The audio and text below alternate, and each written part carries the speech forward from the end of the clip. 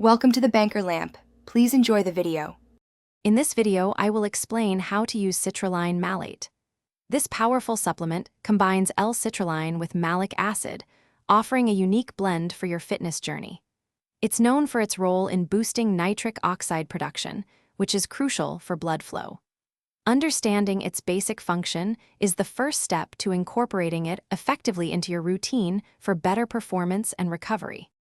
Citrulline malate offers several key benefits for those looking to optimize their physical activity.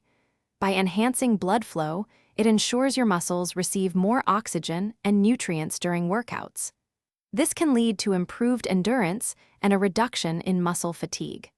Additionally, it helps lessen muscle soreness after exercise, supporting a quicker return to your training. When it comes to using citrulline malate, proper dosage and timing are important for maximizing its effects. For exercise performance, a typical dose ranges from 6 to 8 grams. It's generally recommended to take this about 30 to 60 minutes before your workout to allow for optimal absorption and benefit during your session. You can easily mix it with water or your favorite drink.